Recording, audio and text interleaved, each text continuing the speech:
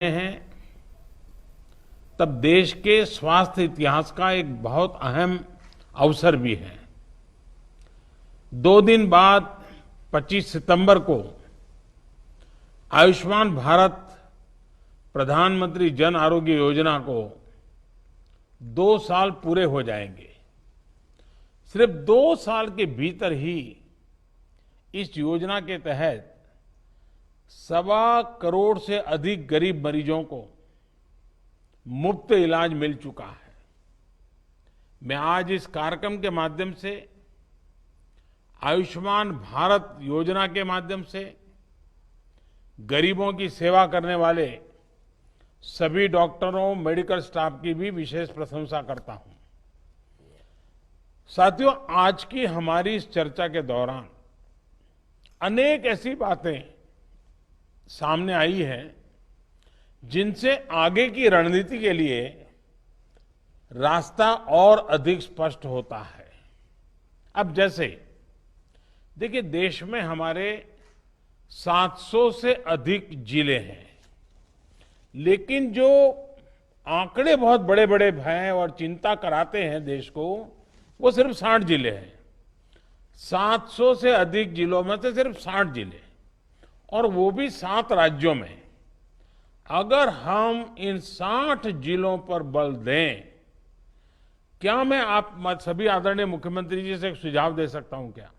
मान लीजिए आप एक 7 दिन का कार्यक्रम बनाएं और डेली 1 घंटा दें, और वर्चुअली उस डिस्ट्रिक्ट के जो ब्लॉक हैं, हर दिन एक डिस्ट्रिक्ट में से एक या ब्लॉक कहें, तहसील कहें या तालुका कहें, जो भी आपके राज्य में नाम हो, हर दिन एक जिले के 1 या 2 तहसील और आपके यहां जितने भी हैं उन सब से सीधी पूछताछ करें, तहसील के लोगों से सीधी बात करें, सीधा मार्गदर्शन करें, और ये 7 दिन तक लगातार चला करके सभी ब्लॉक लेवल तक अगर सीधी मुख्यमंत्री वर्चुअल कॉन्फ्रेंस करे तो जरूर नीचे बात पहुंचाने में, एक सीरियसनेस लाने में, सिंसियरिटी लाने में बहुत मदद हो सकती है।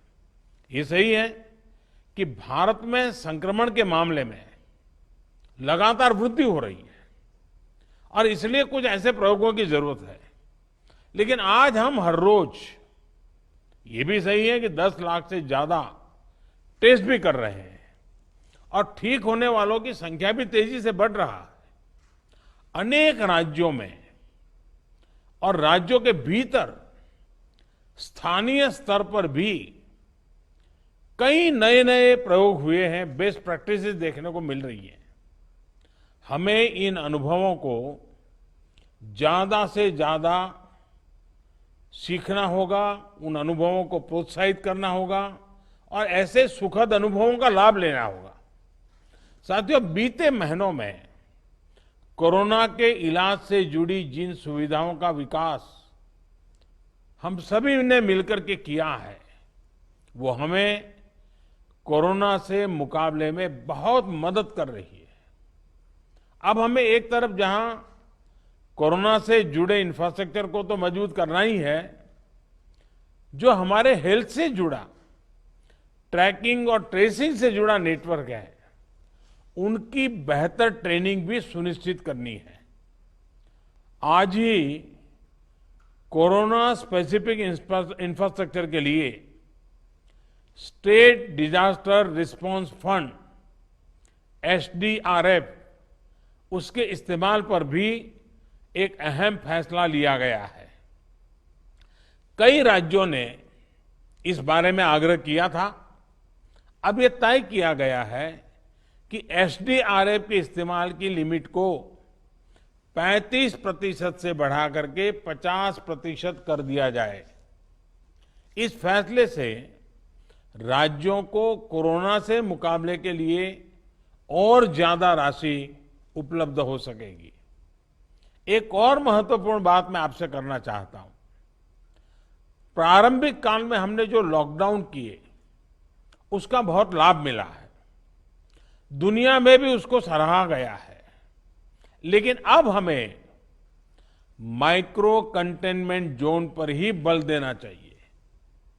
जिससे कोरोना का प्रसार रोकने में मदद मिलेगी और बाकी जनजीवन और गतिविधियां भी सामान्य तौर पर चलेगी।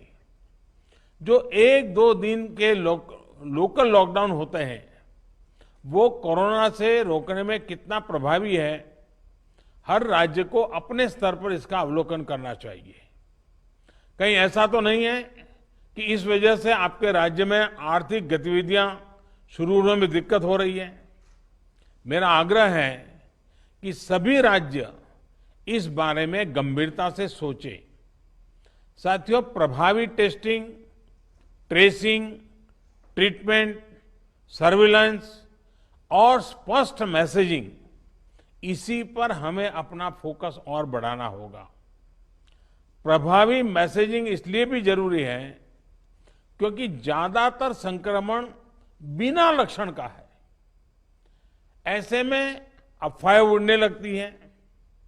सामान्य जन के मन में ये संदेह उठने लगता है कि कहीं टेस्टिंग तो खराब नहीं है। यही नहीं, कई बार कुछ लोग संक्रमण की गंभीरता को कम आंकने की गलती भी करते लगते हैं, जैसे हमारे कैप्टन साहब ने कहा। तमाम अध्ययन बताते हैं कि संक्रमण को रोकने में मास्क की भूमिका बहुत अधिक है। मास्क की आदत डालना बहुत मुश्किल जरूर है, लेकिन इसको रोजमर्रा के जीवन की एक अनिवार्यता, उसको बनाए बिना हम सार्थक परिणाम नहीं मिल पाएंगे। और जैसे उद्धव जी ने बड़ा सिंपल चश्मे का उदाहरण दिया, यही तरीके से सोचना पड़ेगा।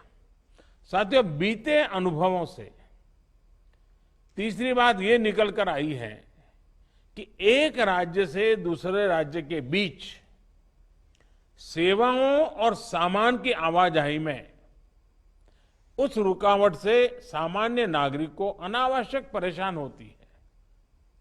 इसमें जनजीवन भी प्रभावित होता है और आजीविका पर भी असर पड़ता है। मुझे बताया गया है कि ऑक्सीजन की कोई कमी नहीं है, लेकिन राज्यों के बीच तालमेल बना रहना ज्यादा जरूरी है ताकि जीवन रक्षक ऑक्सीजन के आवागमन में कोई रुकावट ना आए। लगातार मॉनिटरिंग से सप्लाई चेन को बनाए रखने में मदद मिलेगी। ऐसे विषयों पर हमें अफवाहों से भी सतर्क रहना चाहिए। कभी कभी इसका फायदा ब्लैक मार्केट वाले भी उठाते रहते हैं।